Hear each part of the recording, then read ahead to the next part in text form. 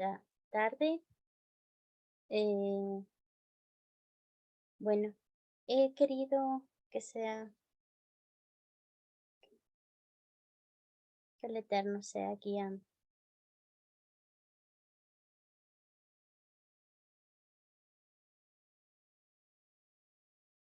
Ya, he querido empezar, eh, bueno, cuando empecé a estudiar me quería recordar un poco sobre el tabernáculo del antiguo, el antiguo tabernáculo de Israel. Entonces que quise compartirle con ustedes también. Dice luego de que el pueblo de Israel saliera de Egipto, les fue requerido hacer un tabernáculo en el cual el Eterno manifestara su presencia y diera a conocer su voluntad como Señor y Rey. Se construyó de acuerdo con el plan y las especificaciones reveladas en Éxodo de 25 al 27. Era una estructura compacta y portátil, y aun cuando era solamente una tienda, se construyó con los mejores materiales más preciados y costosos que el pueblo poseía. Esa condición de excelencia era la ofrenda que una nación hacía al Señor, que el pueblo de Israel hacía al Señor. Entonces, esta es una foto de cómo era el tabernáculo de esa época. El, el Haftarah habla ahora sobre la construcción del templo que fue edificado por Salomón. David, el segundo rey de Israel, pretendió edificarle casa al Señor, declarando que era impropio que él morara en un palacio de cedro, mientras que el santuario de Hashem no era sino una tienda. Pero el Señor habló por boca del profeta Natán, rechazando la ofrenda propuesta, porque David, rey de Israel, aunque en muchos aspectos era un hombre conforme al corazón de Dios, había pecado. Así el templo lo construiría su hijo Salomón. La Haftarah que hoy nos toca leer es Terumá, que en español sería ofrenda alzada. Va en Primera de Reyes de 5:12 al 6:13. Dice, voy a leerle desde la versión Reina Valera.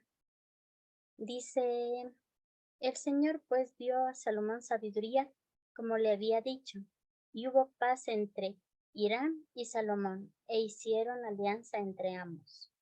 Y el rey Salomón impuso tributo en todo Israel, y el tributo fue de 30,000 hombres, de los cuales enviaba al Líbano de 10 en 10,000 cada mes por turno, viniendo así a estar un mes en el Líbano y 2 meses en sus casas. Y Adoniram estaba encargado de aquel tributo. Tenía también Salomón 70,000 que llevaban las cargas y 80,000 cortadores en monte. Sin los principales oficiales de Salomón que estaban sobre la obra, 3,300, los cuales tenían a cargo el pueblo que hacía la obra. Y mandó el rey que trabajasen piedras grandes, piedras costosas para los cimientos de la casa y piedras labradas. Y los albañiles de Salomón y los de Hiram y los hombres de Gebal cortaron y prepararon la madera y la cantera para labrar la casa. Aquí nos dice que iban al Líbano a traer la madera y he puesto un mapa para más o menos nosotros poder ver cuál era la distancia desde donde traían la madera. El templo de Salomón más o menos estaba por este lugar construyéndose y todo este trayecto era por el que traían la madera.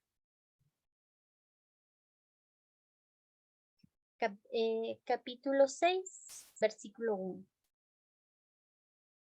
En el año 480 Después que los hijos de Israel salieron de Egipto, el cuarto año del principio del reino de Salomón sobre Israel, en el mes de Sib, que es el mes segundo, comenzó a edificar la casa del Señor. Y la casa que el rey Salomón edificó al Señor tenía 70 codos de largo y 20 de ancho y 30 codos de alto. Y el pórtico delante del templo de la casa tenía 20 codos de largo a lo ancho de la casa, y el ancho delante de la casa era de 10 codos. E hizo la casa ventanas anchas por dentro y estrechas por fuera. Edificó también junto al muro de la casa aposentos alrededor, contra las paredes de la casa, alrededor del templo y del lugar santísimo, e hizo cámaras laterales alrededor.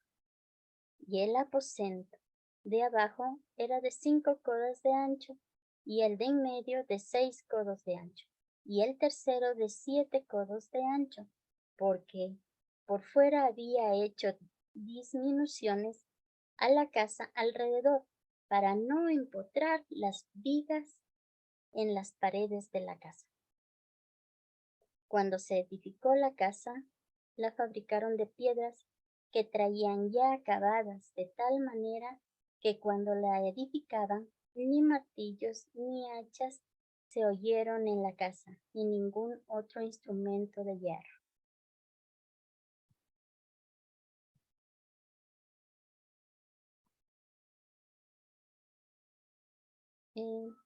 Les comparto un video Y sobre el aconteció templo. que en el año 480, después que los hijos de Israel salieron de Egipto, el cuarto año del reinado de Salomón sobre Israel, comenzó él a edificar la casa de Jehová. Y la casa que el rey Salomón edificó a Jehová tenía 60 codos de largo y 20 de ancho y 30 codos de alto. Y el pórtico delante del templo de la casa tenía 20 codos de largo según la anchura de la casa, y su ancho delante de la casa era de 10 codos. E hizo a la casa ventanas anchas por dentro y estrechas por fuera. Edificó también aposentos junto a las paredes de la casa y a su alrededor, todo lo cual se apoyaba en la casa con vigas de cedro. El aposento de abajo tenía 5 codos de ancho, y el de en medio 6 codos de ancho, y el tercero 7 codos de ancho, porque por fuera había hecho paredes escalonadas alrededor de la casa para no empotrar las vigas en las paredes de la casa. La puerta del aposento de en medio estaba al lado derecho de la casa, y se subía por una escalera de caracol al aposento de en medio y de allí al tercero. Listo. En este video podemos ver un poco más lo que leímos hace un momento. Continuamos la lectura. Versículo 9 del capítulo 6. Labró pues la casa y la terminó y la cubrió con artesonados de cedro. Edificó asimismo el aposento alrededor de toda la casa de altura de 5 codos, el cual se apoyaba en la casa con maderas de cedro. Y vino palabra del Señor a Salomón diciendo: con relación a esta casa que tú edificas, si anduvieras en mis estatutos e hicieras mis decretos y guardares todos mis mandamientos, andando en ellos, yo cumpliré contigo la palabra que hablé a David tu padre, y habitaré en ella en medio de los hijos de Israel, y no dejaré a mi pueblo Israel. A mí al leer esta Haftará, fueron estos 2 versículos últimos los que me llamó la atención bastante. Pero bueno, luego en las enseñanzas les comparto. De las enseñanzas hay muchas en esta Haftará. Hay un montón realmente, pero voy a decir lo que dijo Pedro. Lo que tengo les comparto. Hay tantas cosas que leí sobre ser piedras vivas, somos parte del templo nosotros ahora, como piedras vivas. El hecho de que traían los materiales ya labrados desde fuera y solo lo construían en el templo y nosotros también somos como extranjeros en el pueblo de Dios, ah, pero yo sé que eso les va a compartir mucho mejor en Josué. Así que les voy a compartir lo que tengo.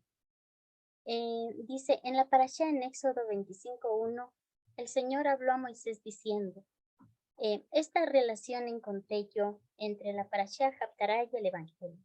En la parashá Éxodo 25:1, el Señor habló a Moisés diciendo, en la Haftará en Reyes 1:5, 12 o 26, dice, así pues el Señor concedió sabiduría a Salomón como le había prometido. En Juan nos dice, Juan 14:26 más, el Consolador, el Espíritu Santo, a quien el Padre enviará en mi nombre, Él os enseñará todas las cosas y ah, les recordará lo que os he dicho.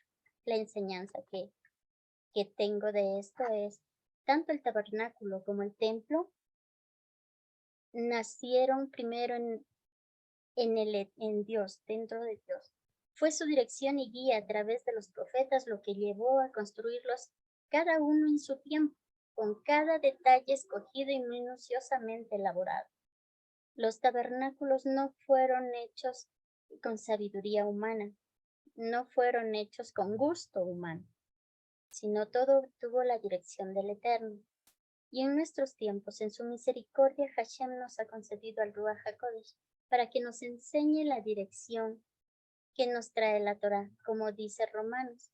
Así que la fidelidad es por el oír y el oír por la palabra de Dios. Hay algunos que dicen todos los caminos llevan a Roma o al mismo Dios adoramos, pero esto nos demuestra que hay un solo camino y es el Ruach HaKodesh el que nos lleva por el camino verdadero. La siguiente enseñanza está entre la parashá de Éxodo, en Éxodo 25:2, dice, di a los hijos de Israel que tomen para mí ofrenda, de todo varón que la diere de su voluntad de corazón tomaréis mi ofrenda.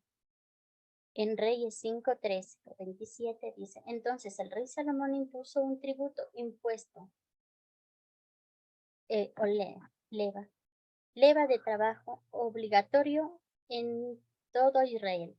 Y en la leva se reunió a 30,000 hombres. Y en este tributo, leva es tributo, se reunió a 30,000 hombres. Dice en el Evangelio, Mateo 22:14 dice, porque muchos son los llamados y pocos los escogidos. Yo hice esta relación.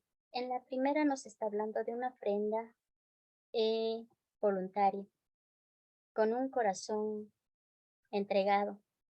Y en la segunda nos está hablando de una imposición, un tributo, pero igual es ser parte de la obra en ese momento. Entonces, mi enseñanza o la enseñanza que yo entendí es, todos somos llamados, pero no todos experimentan el llamado interno que revela la gracia de Yehoshua HaMashiach, en la cual está el ser parte de su eternidad.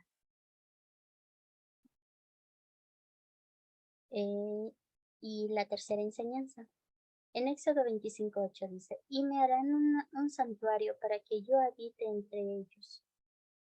En Primera de Reyes 6:12-13, en cuanto al templo que estás construyendo, quiero decirte que si te conduces conforme a mis leyes y decretos y cumples todos mis mandamientos, portándote conforme a ellos, yo cumpliré la promesa que hice a David tu padre respecto a ti, y viviré entre los israelitas y no abandonaré a Israel. En el Evangelio, en Marcos 12:6 nos dice, pues yo os digo que uno mayor que el templo está aquí. Y si supieses qué significa misericordia quiere y no sacrificio, no condenaríais a los inocentes, porque el Hijo del Hombre es Señor del día de reposo. La enseñanza que dice Hashem no dijo que moraría en el templo solo por estar construido. En esos días el templo era un lugar especial para que el hombre se encontrara con Dios. Segunda de Corintios 6:16 nos dice, ¿y qué acuerdo hay en el templo de Dios y los ídolos? Porque vosotros sois templo del Dios viviente. Como Dios dijo, habitaré y andaré entre ellos, y seré su Dios. Y ellos serán mi pueblo, por lo cual, salid de en medio de ellos, y apartaos, dice el Señor. No toquéis lo inmundo, yo os recibiré. Bueno, el Señor nos dice en su palabra también que estamos en este mundo, pero no somos parte de este mundo. Nosotros somos parte del templo del Señor. Y Él se va a estar, o va, como le dijo a Salomón, Él va a hacer sentir su presencia, nos va a hacer sentir su presencia cuando nosotros también hagamos nuestra parte. Siempre, pero guiados por el Espíritu Santo, por el Ruach HaKodesh. Y esta es la enseñanza que tenía o que quería compartir con ustedes. Gracias. Josué. Gracias a usted, Dianita. Muchas gracias por compartirnos. Y antes digamos, no nos deje de compartir, ¿le puede, porfa, tenerle o ponerle el gráfico del templo? ¿El video? Es solo el gráfico nomás, el que tiene el Um, gráfico del templo, sí, porfa.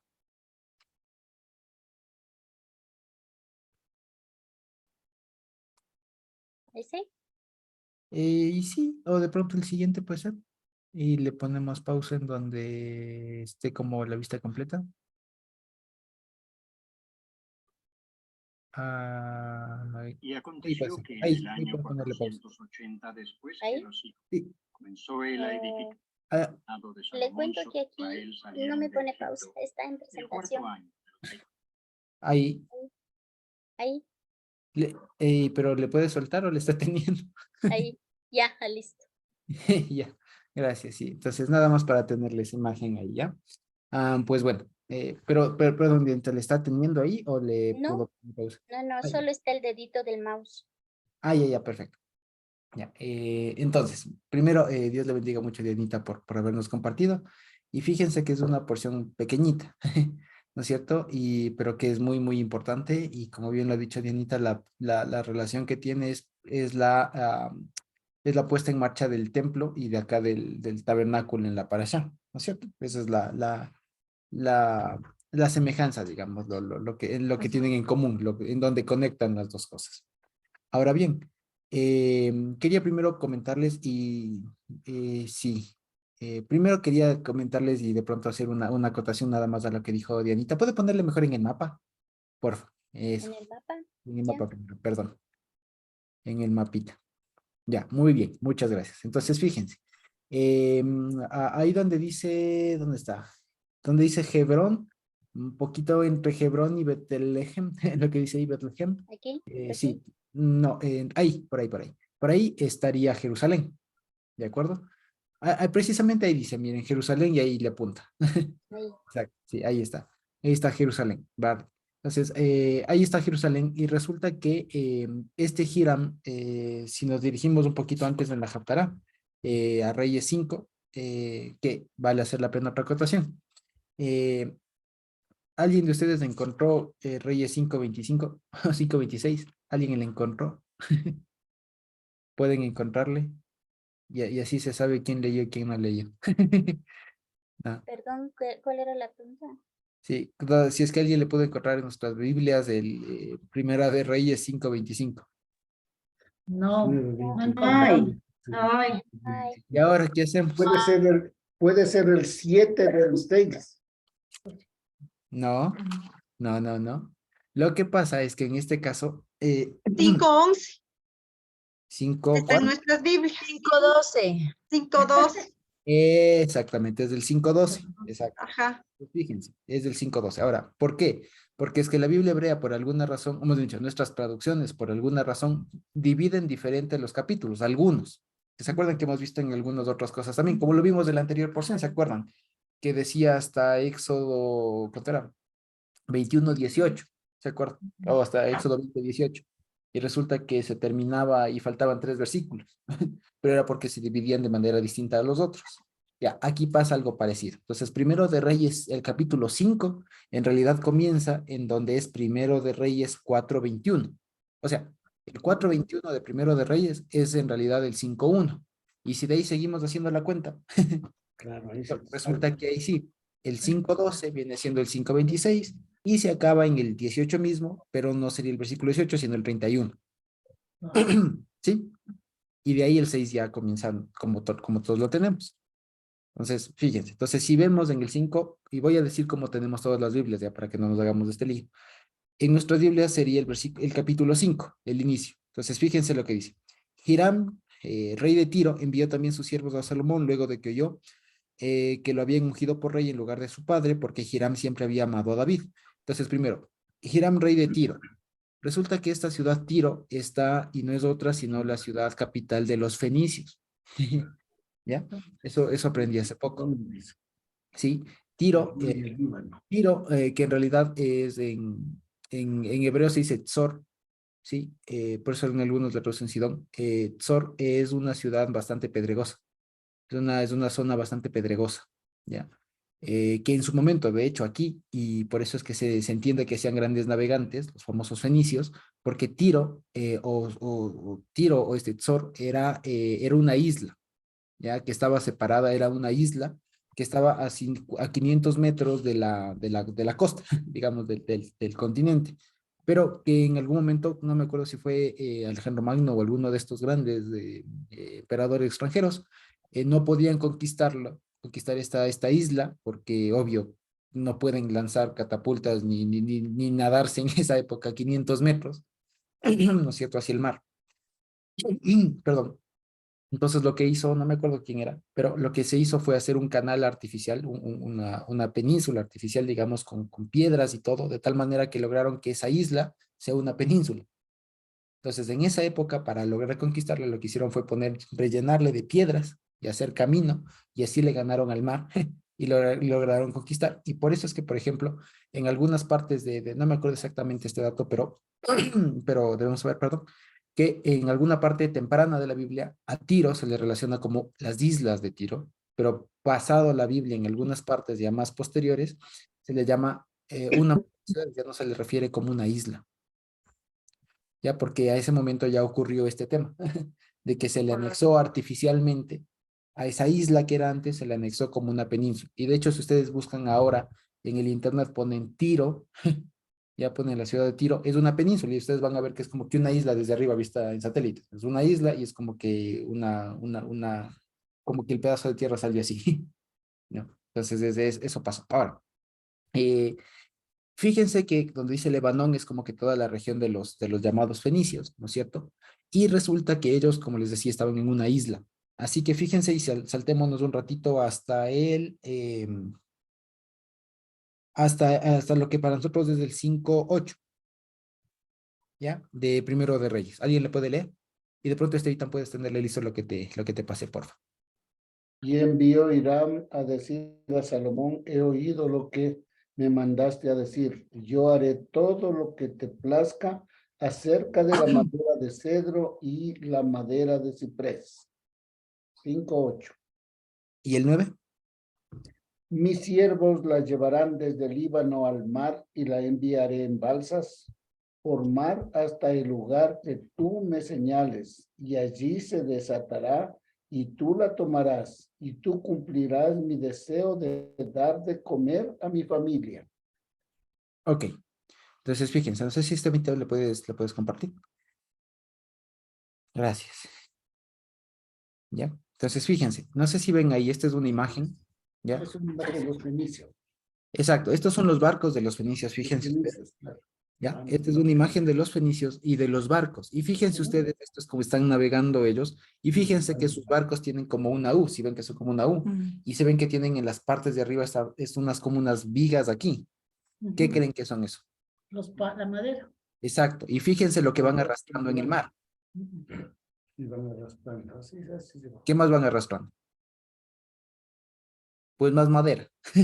No Entonces, más madera. más madera, exacto. Y fíjense que aquí se dieron el tiempo de retratar pescados y todo lo demás. Entonces, Claro. fíjense, aquí lo que estamos viendo es una representación de la época de una flota de fenicios, ¿ya? Una flota de fenicios, y ahí se entiende que este Hiram, que era el rey de la época, le dice al Salomón, no te preocupes, yo te mando la madera que tú quieras, ¿ya? Y te la mando por mar, porque es más rápido, Claro. porque es más rápido. Sí, iba a llegar. Exacto, entonces, por eso le dice, allá yo te mando por mar hasta donde tú me digas, hasta el puerto que tú me digas, allá Y la ahí, suelto, y tú claro, desde ahí no exacto, importa, si te hace más fácil. claro. Entonces, fíjense, eran pilas estas personas, eran pilas estas personas, porque si no llevar esto por tierra resulta que no era muy fácil, no era muy estratégico, porque eran montañas, valles, ríos y más, un montón de cosas. Entonces era más rápido que prepen todo eso en un montón de barcos, y ellos que eran expertos navegantes, pues iban de una, ¿cierto? Se bajaban un poquito del mar Mediterráneo por la costa de lo que ahora es Israel, y listo, Y ya, ¿ya? ya, Entonces fíjense, así fue como se transportó la madera, madera, así es. así fue como se transportó la madera. Listo, gracias, Estevita. Gracias, Tito. Muy bien. Entonces, fíjense, eso fue como transportaron la madera, y Hiram fue uno de los reyes, como le digo, de los fenicios, y que hizo un tratado como de paz con el Salomón. Y porque en esa época, en ese lugar de allá, como que no era muy fuerte la agricultura, así que tenían que vivir de algo. Y como estos, lo que aquí están haciendo es un trato comercial. Esto viene siendo un tratado, como, un tratado internacional, si ustedes lo ven desde un punto más político, así. Eso es un TLC, básicamente. ¿Ya? Es un tema de yo te doy madera, ¿tú qué me das? Comida, ¿ya? Claro, entonces eran negociantes. Entonces, ¿tú qué tienes? Yo quiero hacer la casa, ya, muy bien, pero dame comida. Entonces, tú me das de comer mientras yo te produzco esto. ¿Ya? Entonces, fíjense que eran las relaciones comerciales de esa época. Era como en esa época la gente transaba, los reyes y todo lo demás. Ahora, lo que también se nota acá es que la piedra fue traída también de otro lado, de allá mismo, y que la gente de allá era muy experta en esto de talladura. Y fíjense que llama la atención el nivel de precisión que tenían para, como decir allá, armar el rompecabezas de allá, ¿no es cierto? Transportarle, y acá solo venir y armar. Entonces, fíjense, eso es algo que no sé, bueno, no está el Anthony conectado, pero, o tal vez está por ahí, pero él me dirá que es arquitecto, ¿no? Cuán complicado es a la final hacer que una casa cuadre, ¿no? Que salga de la medida que uno tiene como por más de tener planos y todo, a veces algo no cuadra bien. Pero resulta que estos tenían esa técnica, digamos, sí, técnica, experticia, para cortar las piedras allá de una determinada forma, hacerle con engranazos, con todas las cosas, ¿no es cierto? Y para que al momento de transportarles no se tenga que terminar de labrar ni nada, sino solamente vaya y se encaje. ¿Sí? Así que eran unas personas muy, muy expertas en eso. Lo que también, como les digo, nos debe hacer reflexionar a nosotros de que no es que nosotros somos la primera generación inteligente, no con tecnología, con técnica, con, con, con la única civilización avanzada que ha pisado este mundo, no. En esa época también eran muy inteligentes, eran se adaptaban a su realidad y todo. Entonces eran muy pilas en ese sentido. Entonces si decían, tengo que hacerte un templo, ya, chévere. Pero ¿y cómo le hacemos? Bueno, resulta que podría llevarte las piedras, pero se va a hacer un lío. Entonces, mejor allá, yo te armo acá el rompecabezas, y tú te encargas de acá de armarlo. Y ya. Entonces, fíjense, eso es lo que dice aquí, ¿no? Entonces, bueno, eso por un lado, que lo que es como el preámbulo, ¿no? Y la cantidad de gente que tenía y todo lo demás de Salomón, ¿no es cierto? La cantidad de gente que tenía, la mano de obra y todo lo demás, y claro que se necesitaba tanto entre supervisores, entre labradores y todo lo demás, ¿ya? Entonces, se necesitaba una amplia, digamos, mano de obra. Ahora, lo que aquí resalta con la parasha, digamos, es precisamente la disposición del templo, ¿ya? Porque aquí en la parasha lo que se habla es de las dimensiones especialmente del tabernáculo, o sea, de los atrios y todo lo más, y de lo que ya vendría siendo el tabernáculo, la tienda como tal. Ahora bien, más allá de estas cosas que les decía fuera de cámaras, ¿no es cierto? De que esto viene siendo este modelo, es un modelo de templo que había o se encontraron con este mismo concepto, por así decirlo, esta misma disposición en la época, se encontraron otros que son los denominados templos de forma rectangular, ¿ya?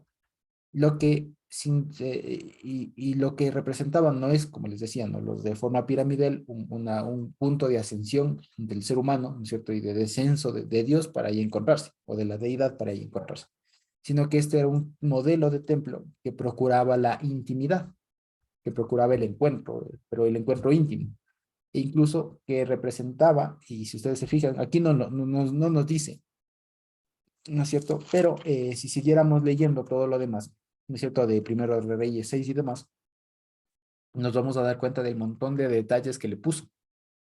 Y resulta que el montón de detalles que le puso son querubines, frutas y un montón de vegetales en realidad, un montón de vegetación grabada en las puertas de madera, en los dinteles, un montón de granadas, de palmeras y un montón de cosas, ¿se acuerdan ustedes? Con algunos animales incluso. Entonces, por ejemplo, todo esto lo que recuerda, ¿qué es? ¿A qué les recuerda que pongan palmeras, granadas, flores, así? ¿A qué les recuerda? A tabernáculos. Ajá, la fiesta de tabernáculos. No, no. No tanto. Algo antecitos que el tabernáculo. O que la fiesta del tabernáculo. Sukkot. No, no. Al Edén, Ah, al Edén, al huerto, puerta. al huerto, exacto. Porque en dónde más va a haber palmeras, plantas y todo así como un estado de naturaleza. Entonces, lo que Salomón intentó plasmar en este templo fue eso, una idea del Edén, de que cuando los sacerdotes estén entrando a ese lugar, se hagan una idea, ¿no es cierto? Y Dios seguramente leyó esto, se den una idea de que así era en el Edén, así era en el huerto. ¿Sí me explico? E incluso resulta que el lugar santísimo de este templo de Salomón era cuadrado. Era cuadrado, así que ya me dirán ustedes y seguramente ya les despertaron las intuiciones de todo lo que significa, que sea cuadrado y todo lo demás. ¿Ya? Entonces, fíjense ustedes, ¿ya? Este templo tiene precisamente esas características, ¿ya? Así como se acuerdan ustedes que también tenía el tabernáculo, por su parte, esta representación del Edén, pero del Edén que igual el templo, con esto que iban en las cortinas, ¿se acuerdan? Los querubines plasmados ahí, que cualquiera que pase a los querubines moría, ¿no es cierto? Eso representaba el Edén, pero desde afuera, ¿no es cierto? Después de que Adán pecó y todo lo demás, las espadas que se mecían y todo lo demás que no podían entrar de nuevo al árbol de la vida y todo aquello. ¿Se acuerdan? Entonces resulta que todo este templo tiene un montón de simbolismos. Tiene el simbolismo de que la persona, el sacerdote que esté entrando, tenga una idea de cómo sería el huerto del Edén. Imagínense ustedes entrar ese templo, ¿no? Ese templo iluminado por luz artificial, una mezcla de luz artificial y natural, ya por las ventanitas que entraban un poco de luz y por los 10 candelabros que después puso Salomón ahí, ¿no es cierto? Entonces eran unos candelabros que además no eran unos mega candelabros, eran unos candelabros más bien pequeños porque, si nos acordamos, resulta que la dimensión de este templo en total era 60 codos, es decir, 27 metros. 60 codos son alrededor de 27 metros. Entonces, ¿cuánto es 27 metros aquí? No sé, ¿cuánto tiene un tráiler de largo? ¿Qué tendrá? ¿Unos 10? ¿8? 10, 8 metros por ahí, tal vez un tráiler. Ya, pónganle que son 3 de esos. Ya, no, en realidad no es mucho. En realidad no es mucho, ¿ya? Y de ancho son 20 codos, que en realidad serían 9 metros, o sea, un tráiler. Por así decirlo, más o menos, ¿no? Más o menos, ¿ya? Como para tener de referencia actual. Ya, me imagínense, toca medir en tráileres. ¿Ya? Pero bueno, más o menos era de 27 metros por 20, por 9 de, de ancho, y de alto eran 13 metros. O sea, lo que sería hoy una casa de unos buenos 2 o 3 pisos, casi. ¿Ya? Eso era lo que tenía de largo. O sea, en realidad no era una casa muy grande. No era grande si nos ponemos en comparación con los templos de esa época. No era muy grande. ¿ya? Y ahora lo que les decía es que todo este entorno tenía muchos simbolismos. Las luces en el Heijal, y aquí vale la pena lo que les quería decir. Eh, Podemos ver en el 6.3, ¿ya? En Primero de Reyes 6.3 dice, ¿no? El pórtico, ahí es el ulam, ¿no? El ulam que era como una suerte de vestíbulo, como una presala, ¿no? El pórtico delante del Heijal. Entonces aquí vemos una cosa, el Heijal también es otra forma de llamarle al lugar santo, ¿ya? El Heijal, ¿sí? Esa palabra que suele aparecer y que incluso aparece en muchos otros lados, el Heijal es una forma de llamarle al lugar santo, ¿ya? Mientras que el Debir, que aparece más abajo, en el 5, por ejemplo, y se edificó también junto al muro de la casa, aposentos alrededor de las paredes que están alrededor del Heijal y del Debir, ¿ya? Entonces, Heijal es el lugar santo y Debir también es una forma de referirse al lugar santísimo, ¿ya? Entonces, Heijal y Debir, ¿vale? Entonces, por eso es que si nos acordamos que lo que les decía fuera de cámara, que el profeta Isaías está viendo que esa visión, ¿se acuerdan de unas Haftarot atrás? Que está viendo al Señor sentado y todo el más rodeado de querubines y que los bordes de su vestidura llegan al Heijal. ¿Se dan cuenta? Entonces, aquí está, ahí ponen el templo, la casa. No, llegaba al lugar santísimo. Yo llenaba, o sea, salía del lugar santo salía del lugar santísimo al lugar santo. Eso es lo que estaba diciendo. Entonces tiene comunión hasta allá. ¿Sí? Ya, entonces fíjense, entonces eso es lo que les quería decir. Entonces, otra forma, otro nombre del lugar santo, donde estaban el candelabro, los panes del rostro y el altar del incienso, otro nombre de ese es el Heijal. ¿De acuerdo? En algunos lados le traducen el lugar, el templo, el tabernáculo, incluso en algunos otros lados le traducen la cámara, etcétera. Sí, pero en realidad es eso, es el lugar santo. ¿Sí? Y el Devir es el lugar santísimo. ¿Ya? Entonces, fíjense ahí. En algunos otros casos vale la pena decirlo. La palabra Heijal también se utiliza como sinónimo de lugar santísimo, ¿ya? Como de un lugar oculto, ¿ya? Pero fíjense ustedes que aquí también el Heijal, digamos, en este sentido del templo, viene siendo, en todo caso, tiene una connotación de exclusividad, porque al lugar santo no es que entraba cualquier persona, entraban solamente los sacerdotes y solamente a las tareas que le tocaban. ¿Se acuerdan ustedes? A prender las luces, a cambiar el aceite, a cambiar el pan, etc. A prender el incienso, cosas por el estilo. Y no es que pasaban ahí todo el tiempo. Así que esa idea de intimidad también había, digamos así, era una intimidad un poco más cotidiana, si se quiere, a diferencia del lugar santísimo, del Debir, en el que a ella sí se entraba una sola vez al año. ¿Se acuerdan en Yom Kippur? Pues bien, ahora, ¿qué les quería decir con todo esto? Todo este templo tiene mucha simbología, es como que en el templo está plasmado todo lo que viene siendo la ideología, si se quiere, toda la memoria divina del pueblo. ¿Ya? Eso está plasmado en el templo, en todo, en la forma en cómo está construido, la altura, ¿vale? Porque al ser un edificio alto para la época, que no tenía adentro como tal pisos ni nada, al ser un edificio alto, implica precisamente que ahí no habitaba un ser humano. ¿Me explico? Porque si no, porque nosotros hacemos las casas a nuestra altura, para nuestras condiciones, ¿no es cierto? Entonces, si ustedes se fijan y alzan a ver, ¿cierto? Las casas, de hecho, por ejemplo, las casas antiguas eran más bajas. ¿No es cierto? Las casas actuales son un poco más altas y se debe a varias cosas. Una de ellas es que las personas tendemos y las nuevas generaciones son más altas. ¿Cierto? Entonces, si ustedes se fijan, las casas antiguas, las casas coloniales o digamos las casas populares, ¿no? Antiguas eran un poco más bajas, ¿ya? A diferencia de las coloniales, estas que tendían a ser más ostentosas, pero esas ya tenían otra función. Entonces, fíjense ustedes cómo cambian. Pero el asunto de hacer que el templo sea alto implicaba eso, y era para denotar que en ese lugar no habitaba una persona, sino habitaba alguien que sobrepasaba las dimensiones de una persona. ¿Sí? A eso se refiere. ¿Ya? A eso es una de las connotaciones de hacerle así de ancho y tal. Y el de hacerle alto. Y el motivo de hacerle largo, ¿no es cierto? O sea, más largo que ancho, ¿no es cierto? Implica precisamente el tema de un camino, de un camino que hay que recorrer, ¿no es cierto? Y que cuando uno entra al lugar, es que imagínense, es una cosa que realmente cambia la perspectiva del mundo, o sea, cambia la cosmovisión que nosotros tenemos. porque nosotros entramos o estamos habitando en donde hay sol, ¿no es cierto? Afuera, hay sol y tal, pero de pronto imagínense que éramos un sacerdote de la época y entrábamos primero a este ulam, al pórtico que se llama, ¿no? El pórtico de patio.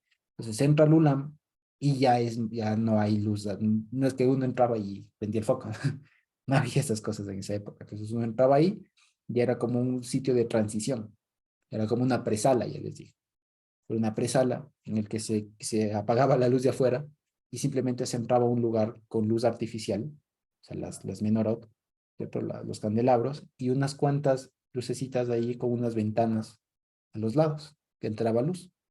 Entonces, fíjense, o sea, uno entra de un lugar claro, iluminado, a un lugar un poco más oscuro.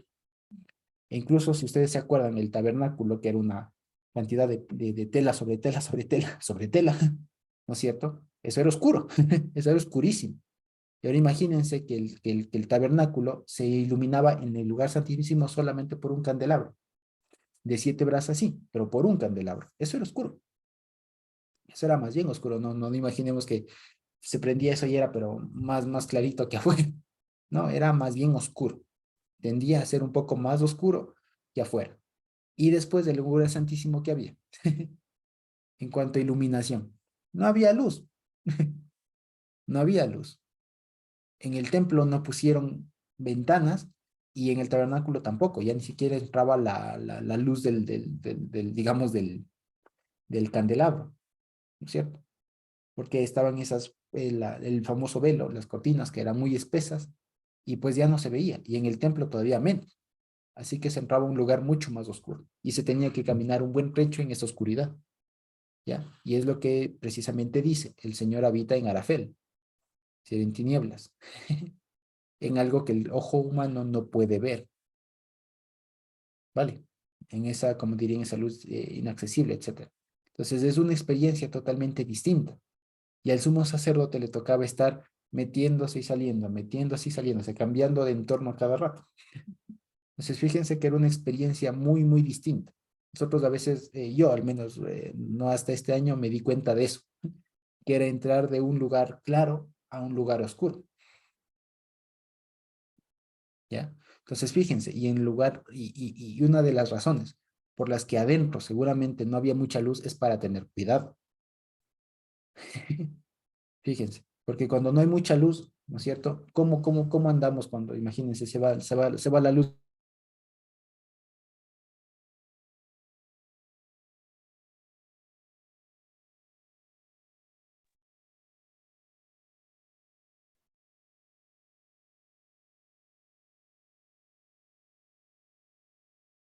Se colgó el audio.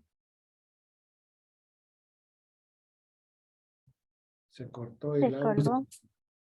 Ya, Ahí ahora está. sí ya volví. Sí. Y ahora sí ya volví. Entonces, fíjense lo que les decía, ¿no? Cuando se va la luz, ¿no es cierto? Cuando se va la luz en nuestras casas, no andamos corriendo. No salimos corriendo. Aún en nuestras casas, fíjense, si se va la luz o tapamos las ventanas, a pesar de que ahí pasamos todos los días, no es que salimos corriendo y ya sabemos dónde están las cosas. Tenemos una idea de dónde están, pero aún así andamos a tientas con cuidado, con tino. Pues ahora imagínense que ustedes son los sacerdotes que van a servir al Señor, Dios del cielo, ¿no es cierto? Y entran al tabernáculo y de pronto está oscuro todavía. Entonces, esa era una cosa también pedagógica para decirles al Señor se les sirve con cuidado, con tino. No al apuro, no de memoria. ¿Ya? Entonces, fíjense, es algo todavía más profundo que no lo pude ver, que no lo saboreé, digamos, hasta que vi eso, que adentro no había luz. Y todavía más del sumo sacerdote cuando entraba al lugar santísimo, que menos luz había. ¿Ya? Entonces entraba, pero con mucho cuidado. Ya, con sumo cuidado. O sea, el sumo sacerdote entraba con sumo cuidado. Sí, entraba con mucho tino. No podía salir corriendo así de, bueno, ya puse las cosas. No. Entonces, esos aspectos, digamos, reflejaban un montón de cosas. Ya les digo, el entorno de ver ahí distinguir palmeras, cosas naturales, pues ya daba la idea de entrar al huerto del Edén, imagínense. Después ver ahí los querubines y todo lo demás, la presencia del Señor y todo. O sea, era un simbolismo a más no poder. Era un simbolismo muy fuerte. Y además que toda la gente ve ahí que desciende el fuego en el altar y que eso se quema y todo lo demás. O sea, era una cosa impresionante. ¿ya? Era una cosa impresionante. Y ahora, ¿todo esto para qué? Entonces, ¿todo esto para qué? ¿Ya? Todo esto para qué. Entonces, muchas personas, y ahí es donde muchos fallan. Y tal vez en algún momento nosotros también caímos en eso. Y es en pensar que toda esa fastuosidad, ese edificio y todo eso está para ahí, porque es la única forma de servirle al Señor. Es la única forma de cómo Dios se revela y todo lo demás. Y acuérdense que este templo no fue pedido. ¿Sí? Acuérdense, esto es un argumento muy, muy fuerte. El templo de Salomón no fue pedido por Dios. E incluso, tanto fue así que cuando el rey Salomón después lo dedica, la famosa oración, ¿se acuerdan de dedicación y demás? Resulta que desciende la nube y Salomón ahí dice, Señor, pero si ni los cielos de los cielos te contienen, mucho menos de esta casa que yo he construido para ti. Lo único que te pido es que aquí te manifiestes, Señor, y que nos perdones, que de aquí nos escuches, ¿ya? Entonces, fíjense, o sea, ese primer templo no fue pedido, eso es lo revelador, digamos.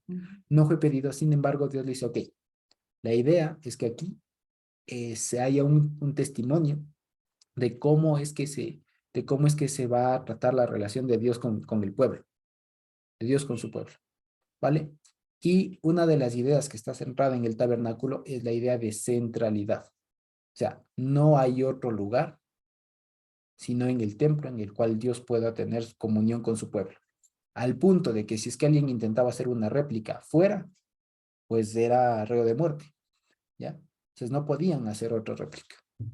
Pero el asunto es que, una vez más, todas estas representaciones del tabernáculo y del templo son eso, son representaciones. Son representaciones incluso temporales, ¿ya? Son representaciones temporales de algo más. Son representaciones temporales de aquello que vio Moisés estando en el monte Sinaí. Ahora, ¿qué vio? ¿Qué vio? Pregunta, ¿será que Moisés vio literalmente un tabernáculo o un templo? ¿Qué opinan ustedes?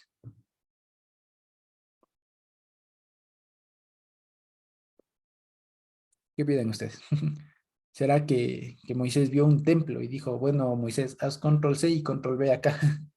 O le mostró un tabernáculo y dijo, bueno, ya, cópiate y plásmalo igualito. ¿O será, o qué sé? Vio el cielo mismo. ¿Perdón? A lo mejor vio el cielo mismo. Exacto. Y más que La nada, morada de Dios. exacto, vio al Señor, porque lo que sabemos es lo que, y esto de pronto para nosotros se nos facilita un montón. Se nos facilita un montón por la siguiente razón. Resulta que el libro de Apocalipsis ya nos aclara que en la Nueva Jerusalén, en el cielo, en la eternidad, no hay templo.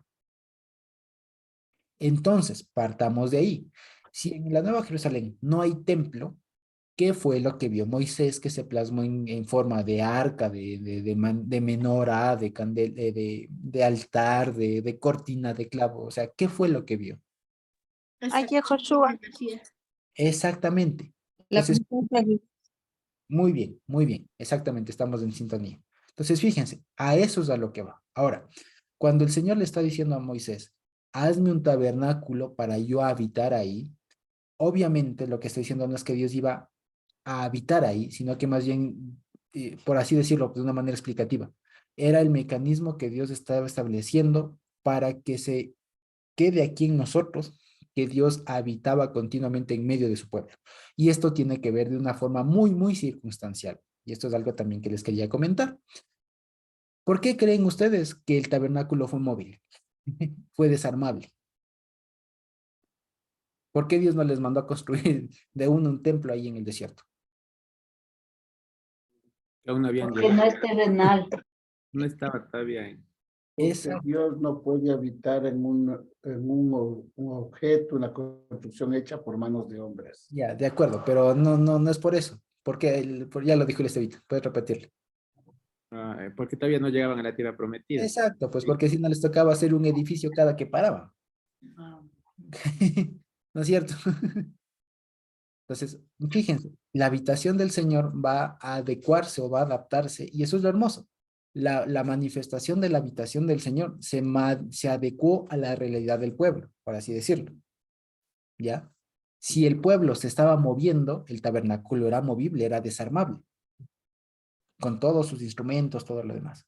Si la gente ya se estableció, ¿qué pasó? Era algo fijo. Era fijo. Ahora, ¿qué pasa? ¿Qué pasó después? ¿Qué pasó después con la gente? Se dispersó. ¿Y ahora qué hacemos? Un pequeño santuario donde quiera que esté. Exacto. Entonces, ¿ahora qué hacemos? Perdón, hermano. ¿Sí? Ah, ok. Entonces, fíjense, entonces, ¿qué hacemos? Entonces, si el pueblo era errante, todavía no había llegado al pueblo, el tabernáculo era desarmable, se movía. Si el pueblo se estableció, pues, de uno físico ahí estable, no uno que no se mueva. Y ahora, si el pueblo se dispersa, si el pueblo es dispersado por muchas razones, si el pueblo es dispersado, ¿qué hacemos? Tocará ir cargando una réplica del templo a donde vayamos, o edificar un templo en cada lugar a donde les mandamos. No. Entonces, fíjense, eso nos ayuda un montón a ver precisamente esto. El templo y el tabernáculo no es otra cosa que la representación de la habitación de Dios en medio de su pueblo. Entonces, fíjense, eso es muy, muy profundo, que también a veces no se lo ve. Y por eso es que cuando a veces se insiste mucho en esto del tercer templo, y que el templo, pues se pierde de vista eso. Que el templo, construido así, uno de los argumentos, una de las razones por que Dios permitió eso, fue porque el pueblo estaba concentrado, tenía su país. Ahorita el pueblo no está. Exacto, ahí está lo que dice el estevita, no les ha arrojado lejos. ¿Sí? Entonces, fíjense. ¿Sí? Bueno, no se abre. Ok, entonces fíjense lo que dice. Ahí ya se me está abriendo. ¿Qué dice? Pero no se abre, pero no se abre. Está bien lenta esta compu. En fin. O mejor esto ahorita no sé si le puedes... Ah, ya me salió. Dice, así ha dicho el Señor, aunque les ha arrojado lejos entre las naciones y les ha esparcido por todas las tierras, con todo les seré por un pequeño santuario en las tierras donde lleguen. Exacto. Y eso ahí dice Meat Mikdash, dice, un santuario pequeño. Lo que incluso de este texto, algunos llegaron a interpretar es que en Babilonia, que es en donde, pues sí, en Babilonia, donde estaban, llegaron a construir un mini templo. Algunos lo entendieron literalmente. Entonces, lo que significa es que cada uno de lo que significa esa palabra es lo que nos dice después del Evangelio. Ahora ya el templo, la presencia del Señor, ¿no es cierto? Ya no se sitúa, ya no se asienta a forma de nube, ¿no es cierto? En un lugar, sino se sienta en forma de Ruach HaKodesh, por así decirlo, en cada uno de nosotros. Y por eso es que cada uno de nosotros después somos llamados el famoso templo, lo que decía Dianita Muñoz. Y esa es una de las razones por las que a veces se pierde de vista, y es que no puede haber templo uno, ¿no es cierto? No puede haber, porque es que el pueblo no está centralizado. No puede haber. Porque el templo, o sea, lo que representa el templo, que es la habitación de Dios, debe estar ahí, o sea, donde está su pueblo. Pero si su pueblo está dispersado, es imposible que Dios lo centralice si el pueblo está disperso. Por eso es que cuando reconstruyen el templo con Esdras y Nehemías, la orden fue: regresen, vénganse. Y muchos no quisieron. Porque Y ahora necesitan. el templo es el corazón del ser humano. Es el recinto donde Dios habita y así dice el Señor, ¿no? Exactamente. El templo representa eso, la habitación de Dios, la comunión con Dios, de Dios con su pueblo. Eso es lo que representa el tabernáculo. Entonces, si el pueblo está disperso, ¿qué se gana teniendo un bonito templo? En el sentido de aquí, ¿no? Con todo esto, no me refiero al templo iglesia que a veces decimos, me voy al templo. No, un templo en el sentido de eso, un templo en el sentido tabernáculo. O sea, no se gana. Por eso es que el Por Señor dijo después, vean, todo esto que había en la época de él, esto va a quedar. Por muchas razones, porque la época del Señor y ya dice no. el Señor y Pablo también lo dice, que vuestros cuerpos son templos del Espíritu Santo. Exacto, pero ¿por qué? Y Él vive en medio de nosotros. Él Exacto, vive. A donde vaya puede estar uno, puede estar dos, pueden estar 100. Ya no requiere precisamente y exclusivamente de un templo físico, sino es el ser humano que se constituye como el templo de Dios para mantener una comunión personal inmediata. así es, exacto. Y más que nada, no por otra cosa, sino por lo que dice Hebreos, que esto es una cosa, que a veces nosotros pensamos que se pasó como que el siguiente paso es del cuerpo, ¿no? No, el siguiente paso es del santuario celestial, ¿ya?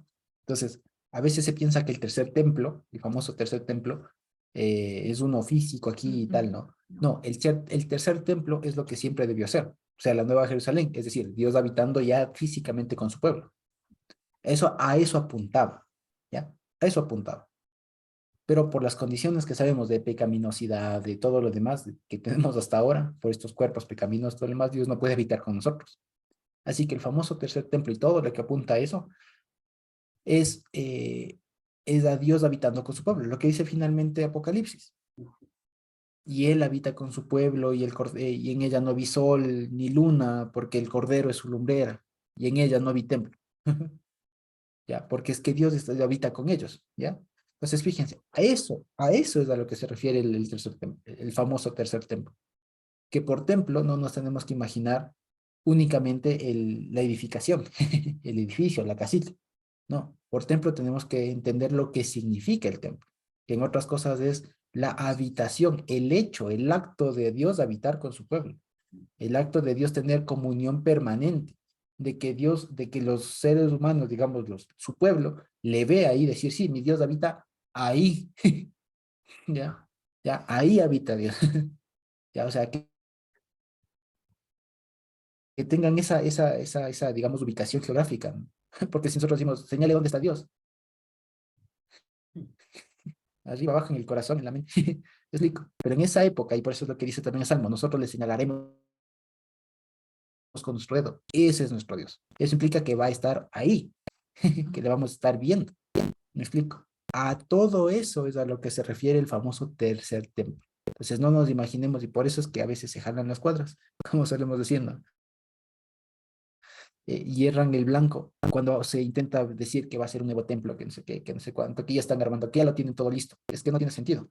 Además de la razón fuerte también por la que sabemos, ¿no? Es el tema de que ya no se necesitan sacrificios en ese sentido del templo, ¿no? Por los sacrificios y todo aquello.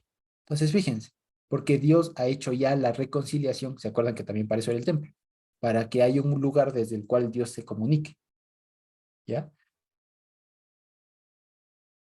Entonces, ya no se necesita templo porque ya fue hecho los sacrificios. Dios nos habla directamente en virtud de ese sacrificio hecho respecto de nosotros, ¿no es cierto? Sobre nosotros y tal. Entonces, fíjense cómo es la evolución de la idea de templo. Por eso es que los judíos se quedaron, y el pueblo judío se quedó con esa idea, porque ellos piensan en su idea terrenal. Y ver una casa es una idea muy terrena, muy terrenal. O sea, ver una edificación es una cosa muy terrena. Decir, ahí está mi Dios. O sea, de seguir queriendo adorarle a Dios a través de animalitos y de cosas, es una idea muy terrena en realidad. ¿Ya? Como diría el escritor de Hebreos, es muy rudimentaria. Es muy rudimentaria. Es como cuando a veces me queda viendo el Estevitan o el Dieguito cuando todavía toma apuntes en hojita. Y de pronto saca el Dieguito su laptop y todos los programas, todas las cosas. Así como que yo quedo atrás tomando apuntes y todo, así con hojitas. Bueno, o sea, como que es eso, más o menos así, como que todavía haciendo un cartel, una presentación en cartel, en así, comprando marcadores de colores y todo, no pudiendo hacer una diapositiva, alguna cosa por el estilo. Te me explico, suena muy rudimentario, habiendo algo todavía mejor. Y es a lo que les decía. El siguiente, el concepto de tercer templo, no es otra cosa que ya Dios habitando con su pueblo. ¿Ya? Y a ese concepto es al que nosotros nos hemos acercado. Por eso es que el apóstol, bueno, el que haya escrito Hebreos, que según se dice del apóstol Pablo, el que ha escrito Hebreos, ¿no es cierto? Dice, y nosotros por la sangre del Señor podemos entrar al lugar santísimo, no el terreno, sino el celestial. Nos damos cuenta. Y no es que esté diciendo que en el cielo hay un lugar santísimo, es que está accediendo al lugar de comunión íntima con Dios. Exacto. Es decir, la idea de tercer templo ahorita apenas lo estamos saboreando, porque basta con cerrar nuestros ojos o abrir nuestros ojos decir, Señor Dios, escúchame, y estamos de ahí. ¿Me explico? Algo que en la época no era posible. Algo que en la época tenían que ir al lugar que estaba centralizado, tenían que moverse, tenían que hacer toda una empresa para. ¿De acuerdo? Que nosotros ahora basta con levantarse manos santas para decir, Señor, perdona nuestros pecados, etcétera, etcétera, y donde quiera que estemos, nos ponemos a cuenta y entramos directamente ya. ¿Me explico? Porque tenemos esa como, digamos, ese ulam, esa presala. Entonces ahorita estamos como en ese ulam, si se quiere, en ese entorno de transición entre este mundo y lo que va a ser, ¿ya? Entonces tenemos que aprender mucho de ahí. Y digamos, como lo dijo Dianita, lo que siempre nos va a guiar en todo este caminar, entre que el Señor venga y realmente habite Él corporalmente con nosotros y nosotros con Él, pues lo que nos va a mantener en onda son sus hukim, sus mishpatim, sus leyes y todo lo demás, ¿sí? Que para eso está. Entonces, otra forma de entender, dicho sea de paso, los mandamientos y todo aquello, son como esas guías, si se quiere, guías, ayos, como dice Gálatas, que nos ayudan a movernos de manera cauta, de manera sensata, dentro de la casa del Señor. ¿Sí? O sea, por eso es que se dice, son luz a mi camino. No sé si el autor del Salmo estaría pensando tal vez en el tabernáculo, en el templo, de que es luz a mi camino. Porque la luz al camino sirve cuando estoy en un entorno oscuro. Porque si estoy caminando a plena luz del día, ¿qué hago yo prendiendo una linterna, una lámpara, una vela? ¿No? La luz a mi camino se explica cuando el entorno está oscuro. Entonces, tal vez pueda ser. Y esto tiene mucho más sentido cuando sabemos que donde se servía el Señor tendía a estar oscuro. O sea, la tendencia era la oscuridad. O sea, al no tener luz natural, no a tener luz del ambiente, del sol. ¿Sí? Entonces, fíjense, todo esto es lo que nos enseña. Entonces, por eso los mandamientos son luz, porque no es que nos alumbran y ya puedo irme de largo, ¿no? Al contrario, estoy en un entorno oscuro en donde prendo eso y veo al menos lo que está al frente para moverme con más cuidado, avanzar con cautela, ¿sí? Porque si no, imagínense, y a veces creo que por eso se malentiende, ¿no? Y es que cuando nosotros estamos en un entorno oscuro, ¿no es cierto? Fíjense de noche, ¿cierto? O se va la luz, ¿no es cierto? Y nosotros prendemos a veces la linterna del celular. ¿Qué se ve? ¿Cómo actuamos? Entonces no es que prendo la luz del celular y ya se iluminó como que si fuera de día. No, se iluminó ese sector un poquito más y me da chance para moverme, no sé, al baño, a la cocina, hacer alguna cosa así. Pero no me da chance con una pequeña luz de ya salir corriendo. No, entonces es el tema ese de ser cautos, todo aquello. Y como les decía, con el tema del templo, implica esto de aquel mecanismo que Dios ha provisto para que las personas, su pueblo, tenga comunión directa con Él. Que en nuestro caso, en virtud del sacrificio del Señor Jesús, de sí mismo, de Dios mismo, es que podemos tener esta comunión directa con Él. Y que ese canal, ¿se acuerdan de que hablábamos? De que Dios iba a hablar sobre el propiciatorio, sobre el capore. Es que el canal, el vínculo, lo que permite que Dios se comunique con nosotros es el propiciatorio, o sea, su reconciliatorio, su reconciliación, la sangre que se vertía ahí y el mecanismo que Él mismo dispuso para que ahí se ponga la sangre. O sea, Él mismo. ¿Sí? Así que en virtud de su obra, más bien dicho, Dios establece contacto con su pueblo, ¿no es cierto? Con su pueblo a través del sacrificio que Él mismo hizo. Y desde ahí nos habla. Pero llegará un día en el que ya no nos hablará solamente, digamos, a través de esa como imagen, ¿no? Sino que ya le veremos directamente y como dice el profeta, le señalaremos con el dedo. Este es nuestro Dios. Este es. Eso significa que le vamos a ver. Que va a estar ahí al frente. Digamos, este es. ¿Sí? Eso. Entonces, eso con esta japtara de reyes y de lo demás. ¿Sí? Entonces, no sé si tenemos preguntas, comentarios por ahí.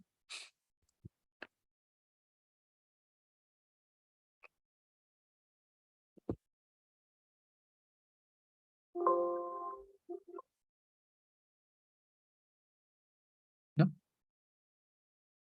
¿No? ¿Alguien por ahí? ¿No? Ok. Natita. Josucito, a mí me vino al corazón también que es como que nuestra idea al principio era que el Señor no es un Dios corpóreo, ¿no?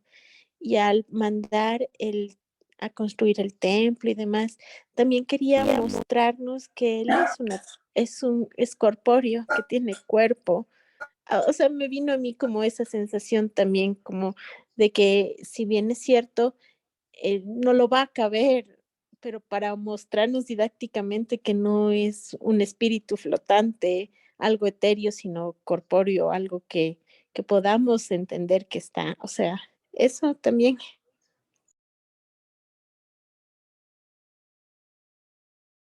Sí, sí, sí, súper, súper bien, súper buena observación. Y vale la pena decirlo, ¿no? Si de pronto todavía nos quedaba la duda, es cierto.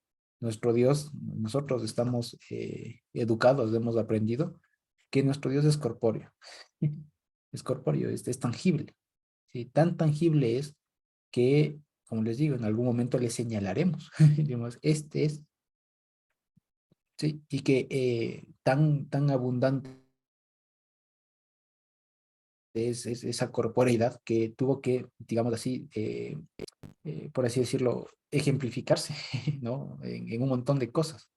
Ya les digo, que en un arca, que en un candelabro, que en una mesa, que en una vara, que en metal, que en oro, que en plata, que en bronce, que en telas, que en colores. O sea, se explicó, digamos, en un montón de cosas. ¿Ya? Entonces, pero eso a la final, como les decía, implica que Dios es corpóreo, Dios es físico, es tangible. ¿Y por qué? Porque es que en el cielo no hay templo, no hay una casa, no hay una edificación, está Dios, Dios mismo. ¿Sí? Y nosotros así en ese sitio estaremos con Él. Así que sí, sí, sí, Dios es tangible, Dios es físico, Dios es corpóreo. Natita. Otra cosita que a mí me quedó, o sea, me quedó en el corazón y también lo que decía Dianita y tú también, es que todas estas cosas que vinieron trayendo, el oro y también las cosas que son de Egipto, ¿no? Que a la larga, eso me llenó el corazón porque nosotros venimos de una naturaleza pecaminosa y somos trumá, o sea, somos ofrendas elevadas, o sea, ofrendas para algo elevado, o sea, para el Señor. Eso me pareció precioso como es la didáctica de entender que el Señor tomó esa naturaleza pecaminosa y la hizo de alguna manera valiosa para Él, o sea, la elevó a ese punto. Eso me pareció hermoso. Gracias a la Dianita, estuvo precioso también. Gracias. Gracias, Natita. Y sí, y a eso es a lo que también se puede referir esta parte de Apocalipsis cuando dice, ¿no?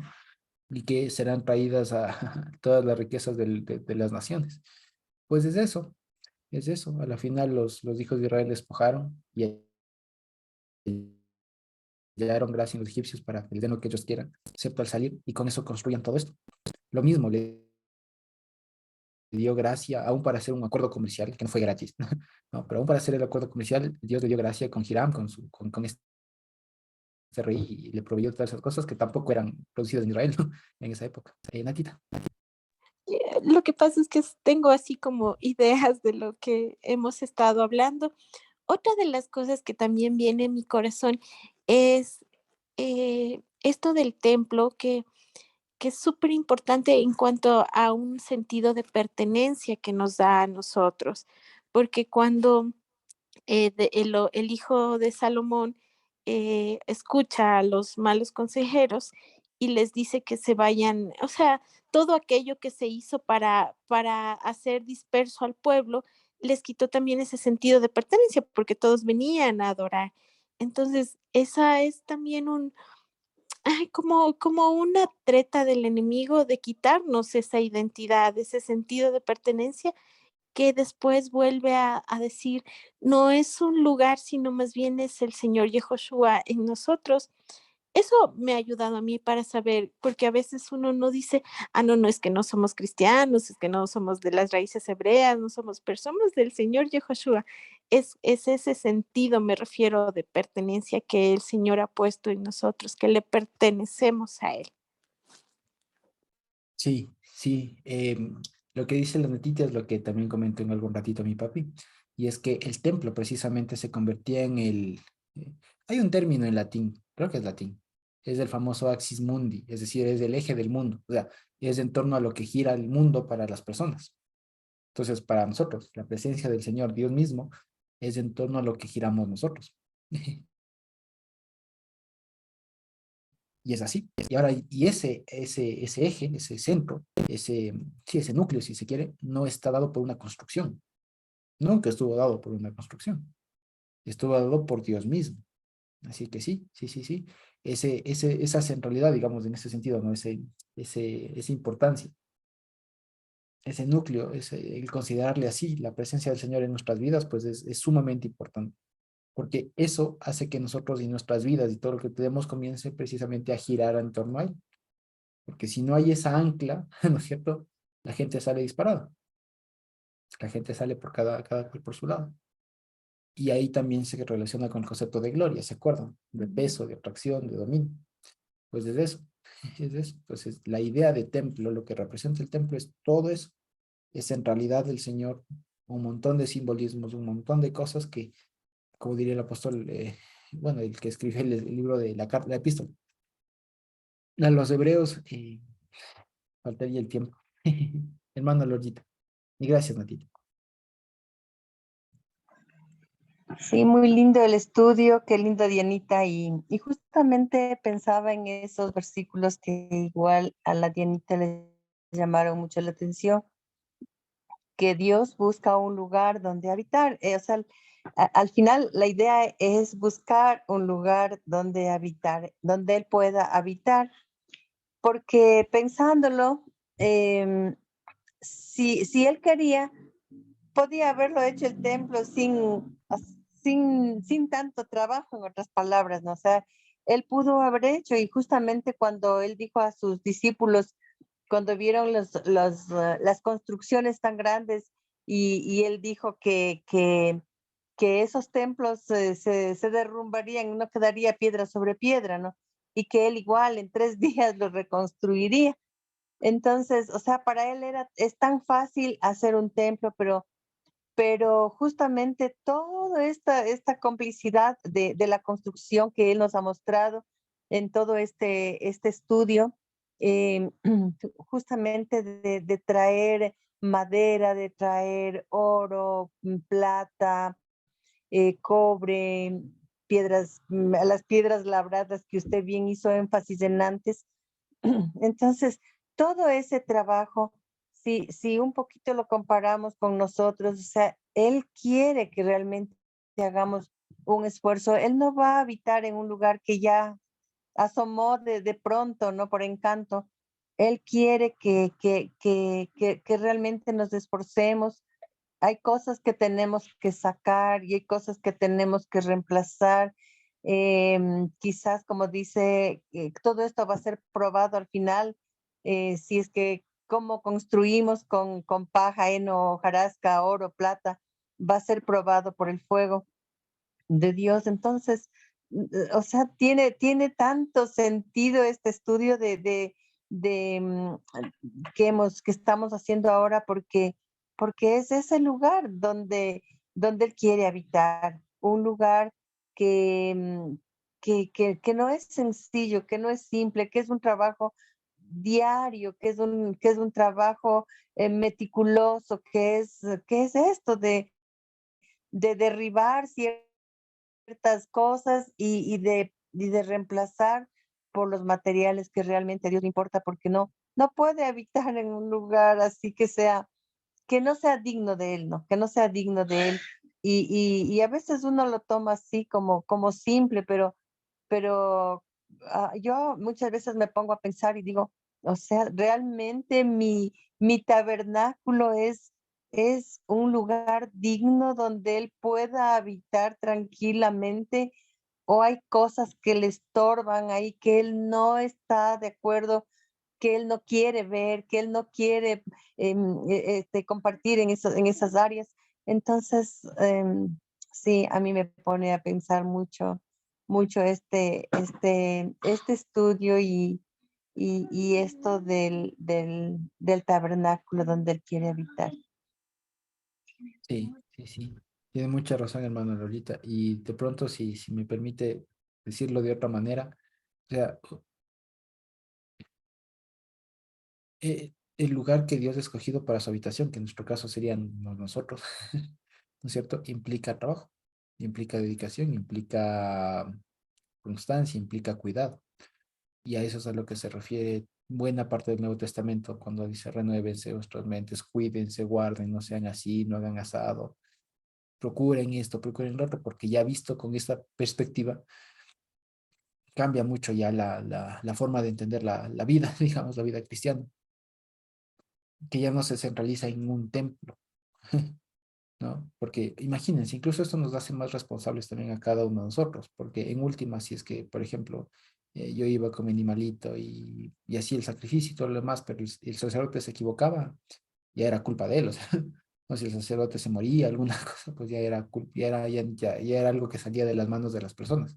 Pero en cambio, cuando el Señor nos pone a nosotros como sacerdotes, como gente, digamos, libre y tal, pues nos da mucha más responsabilidad, y es lo que dice el hermano Lorita, que el Señor nos haya escogido como pueblo suyo, como sacerdotes y todo lo demás, que suena bonito en un inicio, también nos implica una responsabilidad enorme. Lo que les decía, implica cuidado, implica trabajo, implica dedicación, constancia, implica no botar la toalla, implica no decepcionarse, cambiar un montón de cosas. Implica saber que muchas de las cosas que tengo originalmente no son adecuadas para el Señor, pero tocará darles forma para que sean adecuadas al Señor. Es como lo que les decía, fíjense los cedros del Líbano, las canteras que habían allá, seguramente de esas mismas piedras muchos ídolos se habrán hecho, o sea, que sí, pero muchas casas para otras cosas se habrán hecho, o sea, no puedo decir que no, no se sabe, seguramente es probable que sí, porque eran los mayores proveedores de esos materiales en la época. ¿Me explico? Pero otra cosa es que ya con eso Dios nos permite trabajar y hacer algo que a Él le sea acepto. Y es lo mismo que nosotros. Si no, fíjense cada uno de ustedes, como lo decían, ¿no? Antes, fíjense qué experiencias tendremos nosotros, tenemos cada uno de nosotros, nuestras experiencias, traumas, taras, para así decirlo, todo lo malo, ¿no? Todas las cosas que no son propias con el Señor, incluso nuestros talentos, o sea, nuestras habilidades, nuestras aptitudes con las que venimos, ¿no? Pero otra cosa es cuando venimos y lo volcamos todo eso al Señor. Entonces es la típica que se suelen poner, ¿no? Por ejemplo, esto es mucho más evidente en los artistas, ¿no? En algunos que tienen algún arte, entonces si son pintores, por ejemplo, entonces si pintaban, no sé, cualquier cosa, ¿cierto? Entonces después Dios les llama, entonces comienzan a pintar otras cosas, comienzan a poner lo que tenían, a darle forma, a trabajar en eso para que se acepte el Señor. Como el oro que se trajeron de Egipto, no creo que hayan sido o lingotes, ¿no? Lingotes para fundir, no, seguramente fueron joyas, fueron un montón de cosas que tenían sus motivos, sus cosas. Y lo que tocó hacer es fundirles y darles forma adecuada para que eso funcione dentro del Señor. Pero ojo, que no es exactamente lo mismo, o sea, no es lo mismo que diga, bueno, este collar egipcio ya le voy a santificar y ahora el mismo collar le voy a poner acá. No, lo que aquí implica es que hay algo que viene de otro lado y eso tiene que sufrir una transformación que le haga acepto para el trabajo con el Señor. Entonces, es lo mismo, pero no es lo mismo. Ya, entonces, no sé, eso es lo que les digo. O sea, si traían un collar, una vez más, una tela, por ejemplo, ¿ya? Traían una tela egipcia, hermosa, ¿ya? Pero quién sabe de dónde fue sacado, con qué objetivo le iban a usar, o qué sé yo. Ya, pero esa misma tela, ¿no es cierto? Resulta que para que sea adecuada a la santidad, no solo basta con orarle y tal, ¿no? Sino que tiene que sufrir una transformación para que en virtud de esa transformación ahora se acepta ya. Si era un hilo, tenía que hilarse de nuevo, si era lana, si era una oveja, si era lo que sea. Igual nosotros. Entonces, si nosotros tenemos algo, venimos y tengan por seguridad, todos tenemos algo en lo que siempre habrá que seguir trabajando. Y lo que toca hacer es transformarlo, transformarlo. Y por eso es que Dios es especialista en eso. De ahí la parábola del alfarero, de ahí la parábola de todo eso. Que la idea es transformación, es el mismo barro, solo que en las manos de él se transforma en otra cosa. Se echó a perder, sí, se transforma. ¿Ya? Es eso. También lo que dice Josué, también lo que dice el Señor mismo con Nicodemo, es necesario nacer de nuevo. Es necesario esta misma materia, pero la parte esencial la cambia el Señor. Y con esa naturaleza espiritual, Él se encuentra gratamente habitando en nuestro interior. Por eso es el llamado a que cada uno de nosotros vivamos, como dice la palabra, ¿no? De una manera santa, porque Él está en medio de nosotros. Ha hecho de nuestro corazón el recinto, por así decirlo, sagrado, en donde Él habita, donde nosotros tenemos que mantenerlo, ese lugar, apto para que Él pueda habitar y desde allí conduzca nuestra vida y pueda caminar y hacer camino con nosotros. Ujú, así es. Y fíjense, ya se me ocurrió también otro ejemplo, ¿no es cierto? Nosotros antes veníamos con una mente del mundo, ¿no es cierto? Con ideas, pensamientos horribles. Vale, pecaminosos, tendientes al mal y todo lo que ustedes quieran. Horribles, pecaminosos, ¿no es cierto? Y pregunta, ¿a alguien le hicieron una lobotomía o le hicieron una, qué se diría, una extirpación, qué se diría, un cambio de cerebro literal? Un trasplante de cerebro, exacto. Alguien de ustedes o alguien de nosotros le hicieron un trasplante de cerebro cuando se hizo cristiano, cuando conoció al Señor. Pues no, es el mismo cerebro que tenemos. Pero ¿qué pasó?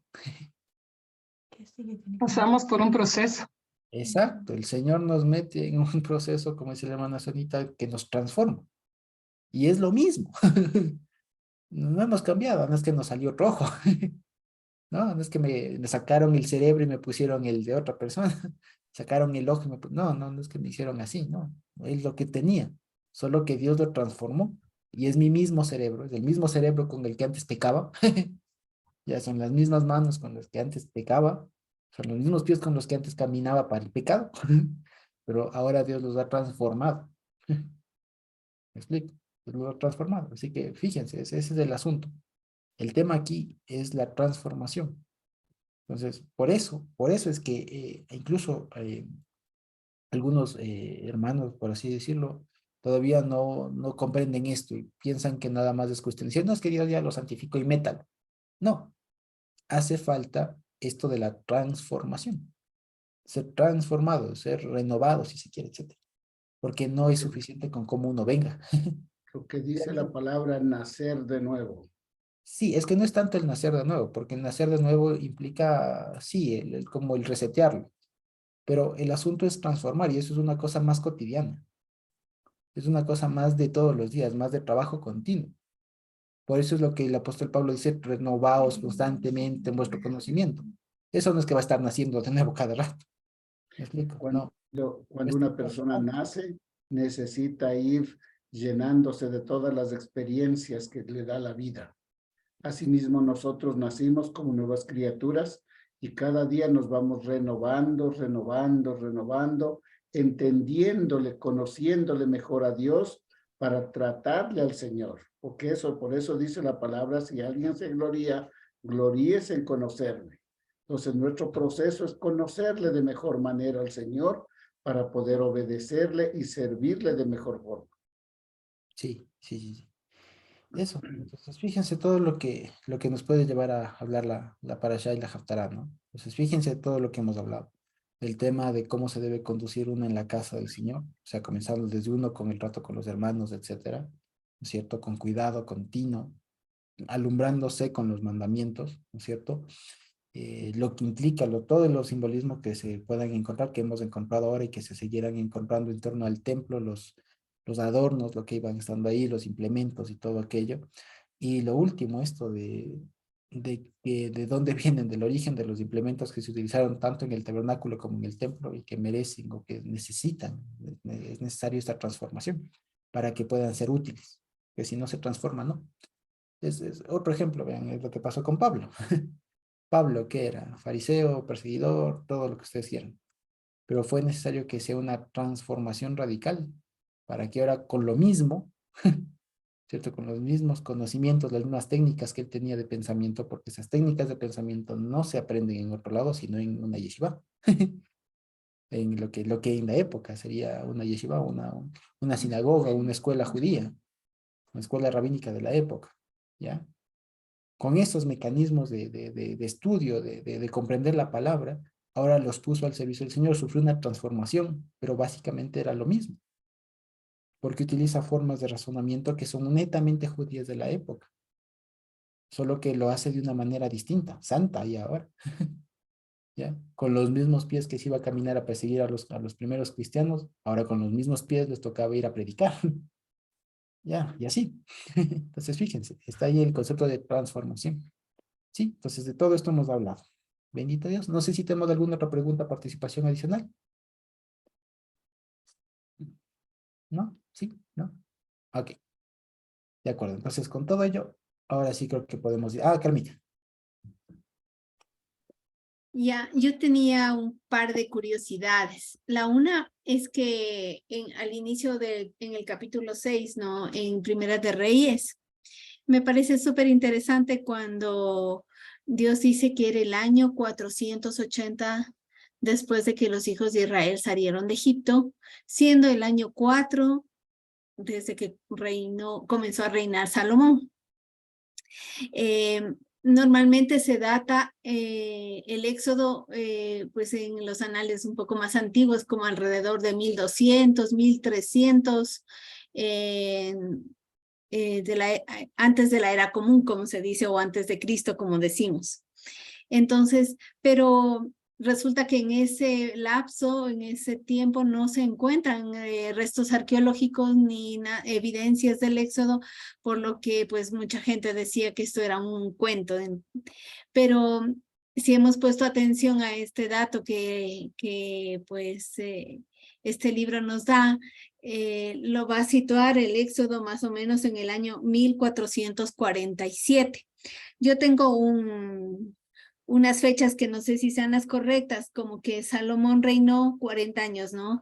Desde el año 971 hasta el 931, antes de la era común, ¿sí? 931, esto, o bueno, también redondeando se dice alrededor del 1000 antes de Mashiach. Si le sumamos los 480 años, pues sería en el año 1480 antes de Cristo que ocurrió el éxodo. Esto es aproximadamente, bueno, es en el siglo XV, donde efectivamente sí se encuentran los restos arqueológicos, ¿no? Siendo más exactos, si es que acaso en verdad Salomón comenzó a reinar en el 971, y aquí dice que era el año cuarto del reinado, es decir, en 967, como que van para atrás, ¿no? En 967, antes de la era común, más los 480 es el año 1447 antes de Cristo, como decimos. O sea, eso es exactamente pues en las fechas donde se atestigua pues esto que la escritura nos habla también tuvo su realidad, ¿no? Entonces no es mentira. También en el estudio del hermano Eric, en la traducción que él hace, él apunta ahí, ¿no? Que la Septuaginta dice que no fue en el año 480, en la Septuaginta lo pone 440, después de que los hijos de Israel salieron de Egipto. Siendo así, pues en el año 1400 antes de Cristo habrá sido el tema del éxodo. Habría que, pues bueno, ¿por qué en la Septuaginta tiene 40 años antes y por qué el texto hebreo más tardío lo tiene como 480? Eso sí, ya no sé. Pero me encanta que este número nos ubica en la época donde efectivamente se encontró el testimonio del éxodo, como la escritura lo dicta. Eso también, una cosa que me parece muy importante es que quisiera ver eso en el Éxodo, en Éxodo 20, al principio. En nuestras Biblias es el 25:2, me parece. A ver. Sí. Entonces aquí dice, di a los hijos de Israel que tomen para mí trumá de todo varón, que la diere de su voluntad de corazón tomaréis para mí trumá. Entonces es casi como una orden. El di sí es un imperativo en verdad, ¿no? Pero el tomen ya no es un imperativo, es un verbo en futuro. Tomarán. Sí, es yikhu, yikhu. Yihuli, eso es tomarán. O sea, al principio dice, di a los hijos de Israel y pongamos en futuro, ¿no? Que tomarán para mi trumá de todo varón que dará. O sea, los verbos aquí están en futuro. Que dará, trumá, y luego dice de su voluntad. En realidad también está puesto la palabra que nosotros traducimos como con voluntad. Está también en futuro, ¿no? Es nadif, ¿no? Pero lo que quiero decir es que Dios está diciendo a los hijos de Israel, vean hijos de Israel, vean pueblo, vean hijos de Israel, ustedes van a tomar para mí, pero no como un mandamiento, no como una imposición, sino de la misma manera, con la misma actitud que fueron escritas las 10 palabras de la Brit. Cuando el Señor dice, ustedes no tendrán otros Elohim contra mí, o sea, ustedes no tendrán, no es precisamente una imposición. Ey, cuidado, no se vayan a... Sí es cierto que ese cuidado uno debe tener, debemos hacer esa vigilancia, pero Dios dice, esta es mi promesa, este es mi juramento.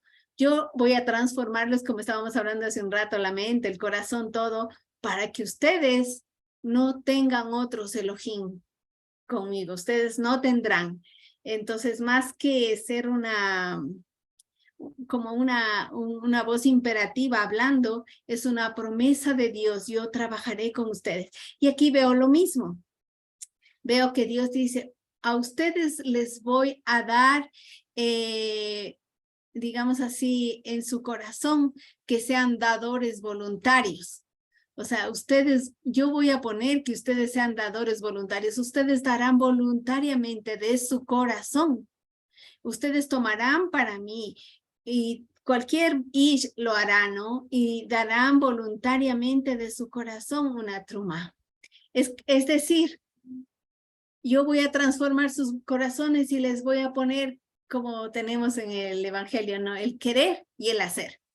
O sea, de manera que no es que solo hubieron ahí un grupito de gente muy generosa y voluntaria en dar, sino esa era la señal de que Dios les confirmó pueblo suyo, que Dios les puso en el corazón el hacer para esta obra donde Dios iba a decir lo que hemos estado diciendo, yo voy a habitar con ustedes.